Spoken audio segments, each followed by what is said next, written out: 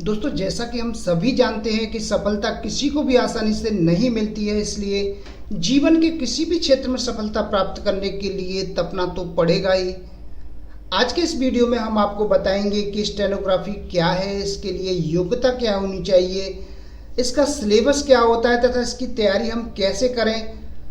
तो दोस्तों, मैं आपको बता दूं कि स्टेनोग्राफी एक लैंग्वेज होती है, एक भाषा होती है, जिसे इंग्लिश में शॉर्ट हैंड तथा हिंदी में इसे आशुलिपि कहते हैं। इसमें किसी भी स्पीच को शॉर्ट हैंड में लिखना सिखाया जाता है। इस भाषा का प्रयोग करने वाले व्यक्ति को हम स्टेनोग्राफर कहते हैं। सरकार के सभी डिपार्टमेंटों में स्टेनोग्राफर की आवश्यकता होती है। यह बहुत ही महत्वपूर्ण पद होता है। यदि आप भी एक परफेक्ट स्टेनोग्राफर बनना चाहते हैं तो इस वीडियो को शुरू से एंड तक अवश्य देखिए, बहुत ही पावरफुल वीडियो है।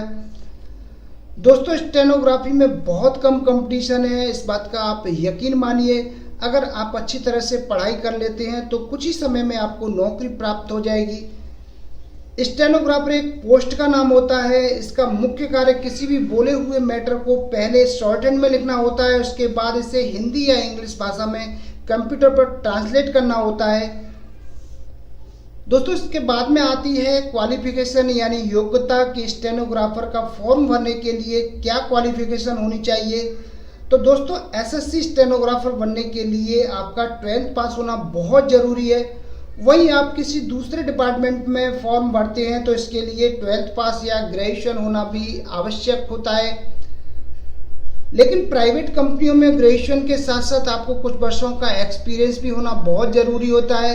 इसलिए यदि आप ये योग्यताएं रखते हैं तो स्टेनोग्राफर अवश्य बन सकते हैं। दोस्तों, अब आता है इसका सिलेबस एवं स्किल टेस्ट। तो सबसे पहले आपका रिटन टेस्ट होता है। इसमें आपका हिंदी, इंग्लिश, रीजनिंग, जीके एवं जीएस का एग्ज़ाम होता है। रिटन एग्ज़ाम को पास करने के बाद आपका स्किल टेस्ट होता है। स्किल टेस्ट में आता है आपका शॉर्ट हैंड एवं टाइपिंग। दोस्तों, स्टेनोग्राफर का रिटन टेस्ट अन्य परीक्षाओं की अपेक्षा बहुत ही सरल होता है। इसलिए काफ़ी स्टूडेंट रिटन एग्ज़ाम में तो पास हो जाते हैं। दोस्तों, रिटन एग्ज़ाम में ऐसे स्टूडेंट भी पास हो जाते हैं जिन्हें शॉर्ट हैंड तथा टाइपिंग आती ही नहीं, वे जानते ही नहीं है कि शॉर्ट हैंड एवं टाइपिंग होता क्या है, तथा वे शॉर्ट हैंड एवं टाइपिंग में फेल हो जाते हैं और काफ़ी वैकेंसियां खाली रह जाती हैं। तो दोस्तों, आपको रिटन एग्ज़ाम के साथ साथ शॉर्ट हैंड एवं कंप्यूटर टाइपिंग की अच्छे से तैयारी करनी होगी, जिससे आपको आसानी से नौकरी मिलने के चांस बन जाते हैं। दोस्तों, स्टेनोग्राफर पोस्ट के लिए प्रत्येक वर्ष एसएससी, हाई कोर्ट, यूपीएससी एवं रेलवे आदि विभागों द्वारा बहुत सी वैकेंसियां निकाली जाती हैं। इसका नोटिफिकेशन कब निकलता है, इसकी जानकारी सरकारी रिजल्ट.com या डिपार्टमेंट से संबंधित जो भी वेबसाइट हैं उन पर जाकर आप सर्च कर सकते हैं। दोस्तों, स्टेनोग्राफर की तैयारी के लिए आपको हिंदी स्टेनोग्राफर बनने के लिए ऋषि प्रणाली हिंदी संकेत लिपि की बुक, जो कि गया प्रसाद अग्रवाल जी की है, तथा इंग्लिश शॉर्ट हैंड के लिए आपको पिटमैन बुक मार्केट से परचेज कर सकते हैं।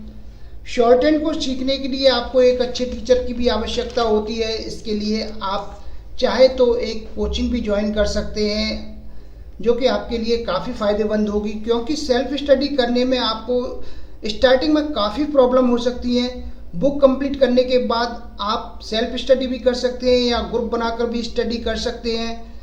यदि आप ग्रुप बनाकर स्टडी करेंगे तो आपको काफ़ी बेनिफिट होगा, क्योंकि ग्रुप में स्टडी करने से हमेशा कंपटीशन की भावना बनी रहती है तथा हमारे अंदर कहाँ कमी है इसका भी हमें पता चलता रहता है। दोस्तों, आपको एक बात हमेशा याद रखनी है, यदि आप ग्रुप बनाकर स्टडी कर रहे हैं तो आप उन्हीं लोगों के साथ में ग्रुप बनाकर स्टडी करें जो वाकई में पढ़ना चाहते हैं तथा आपसे अधिक जानते हैं। यदि आप अपने किसी सीनियर साथी के साथ मार्गदर्शन में स्टडी करते हैं तो इससे आपको बहुत ही बेनिफिट होगा और आपकी जो शॉर्ट हैंड है बहुत ही अच्छी हो जाएगी।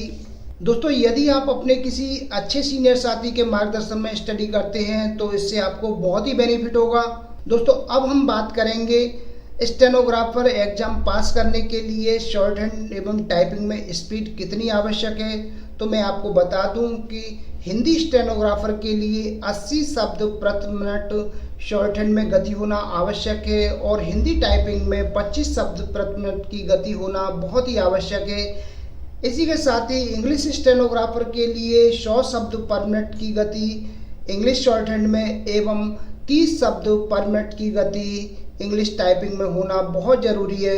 दोस्तों, यदि आप शॉर्ट हैंड टाइपिंग की अच्छे से तैयारी कर लेते हैं तो आप सिर्फ स्टेनोग्राफर ही नहीं बनेंगे, बल्कि इससे भी ऊपर जो पोस्टें होती हैं वो आपकी होती है पीए की, एपीएस की एवं रिपोर्टर तक आप बन सकते हैं, जो कि काफ़ी सम्मानित एवं रुतबे वाले पद माने जाते हैं। तो अब मैं समझता हूं कि आप अच्छे से समझ गए होंगे शॉर्ट हैंड सीखने वालों के लिए इस क्षेत्र में आगे बढ़ने के लिए कितनी सारी संभावनाएं हैं।